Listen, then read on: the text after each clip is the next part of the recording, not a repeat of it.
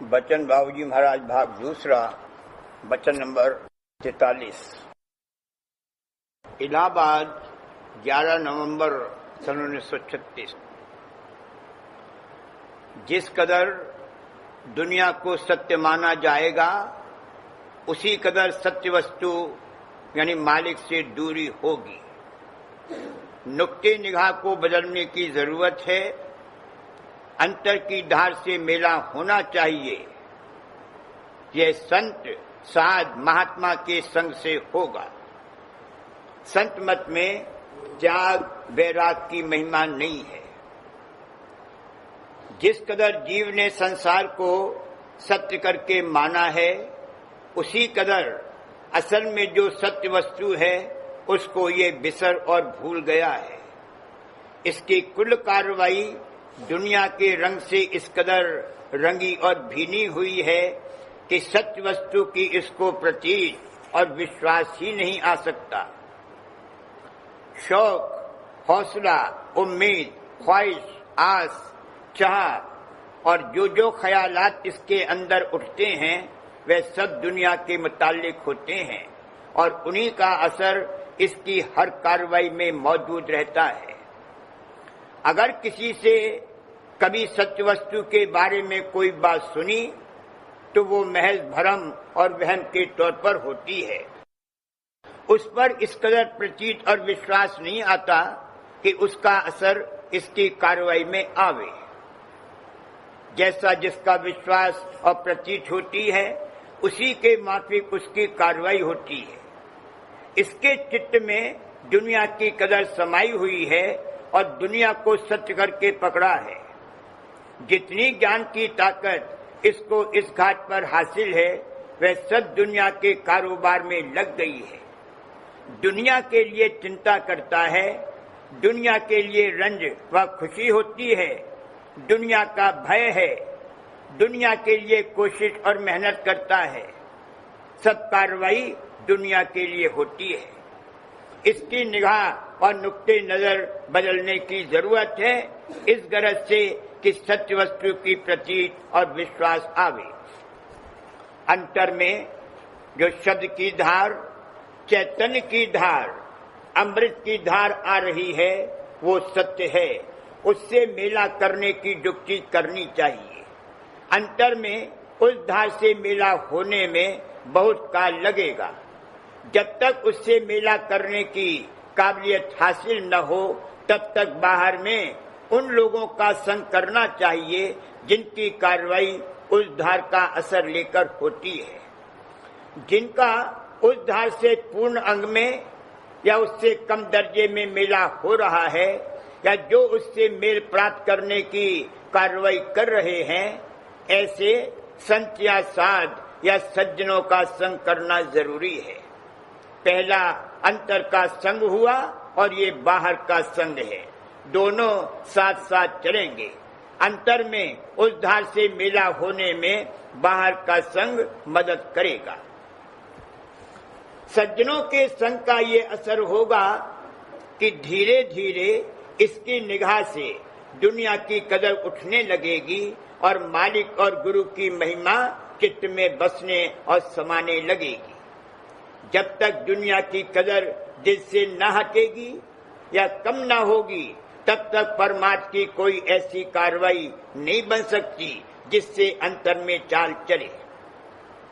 जिस कदर अंतर और बाहर सत्य का संग मिलेगा दुनिया की कदर कम होती जाएगी और यहाँ के शोक हर्ष का रूप बदलकर सत्यधार के मेला होने में हर्ष व खुशी होगी और उससे जुदाई में शोक व रंज होगा। दुनिया के हानि लाभ का रंज व गम नहीं होगा या कम होगा। एक स्टेज यानी घाट पर पहुंचकर ये हालत हो जाएगी कि दुनिया से कमोवेश बेपरवाही सी आ जाएगी। बगैर आइंदा का सोच विचार किए हुए अपने तन मन धन को परमार्थ के लिए न्यौछावर करने में जरा दरेग नहीं करेगा। अपने तन मन धन को इस तरह से खर्च करेगा जैसे धूल में मिला दिया या फिजूल बर्बाद कर दिया। भक्ति में तन मन धन दो हाथ लुटाई, इसमें नमूद यानी दिखावा नहीं होना चाहिए। भक्ति बेरिया होनी चाहिए। जिनको तन मन धन में बहुत पकड़ और बंधन है और इनकी बहुत कदर करते हैं, उन लोगों को, भक्तों को धन लुटाते हुए देखकर बहुत तकलीफ होती है और कहते हैं कि फिजूल बर्बाद और बुरा इस्तेमाल कर रहे हैं। वह लोग रोकेंगे और चाहेंगे कि अगर खर्च भी करे तो हमको दे दे, परमात्मा के निमित्त क्यों इतना खर्च करे। लेकिन भक्त इन लोगों की परवाह नहीं करता।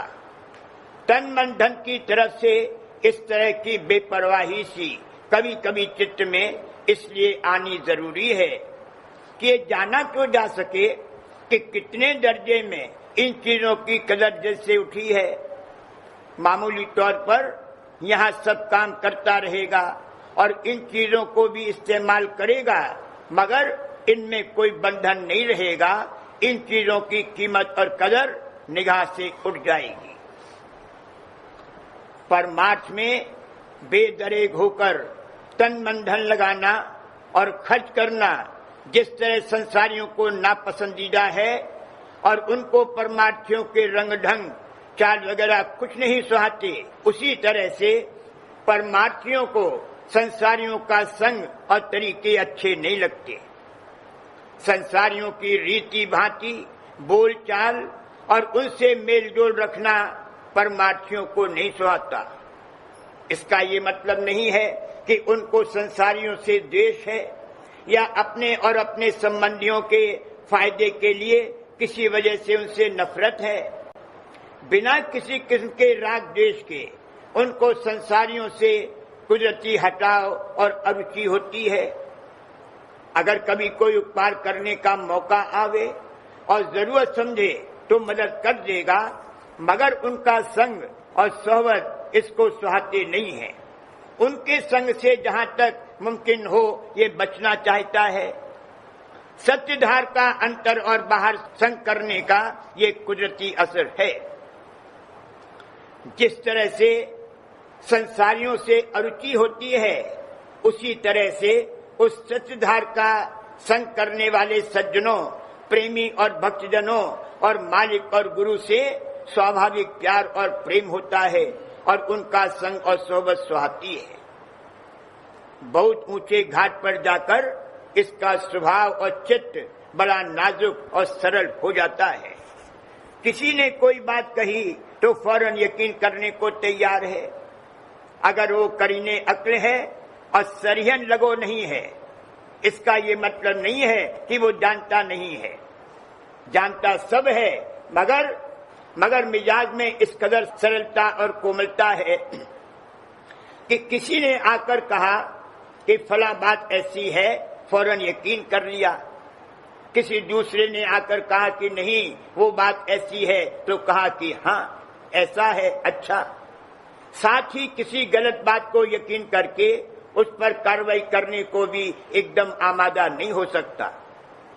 इससे सिर्फ मिजाज का नाजुक और स्वभाव का सरल व कोमल होना जाहिर होता है। अवगुण देखने की दृष्टि जाती रहेगी, गुण दृष्टि में ज्यादा आवेंगे। जिस कदर सत्य का संग मिलेगा, सत्य और सूक्ष्म आहार का आधार विशेष होगा और हैवानी व स्थूल आहार में कमी हो जाएगी।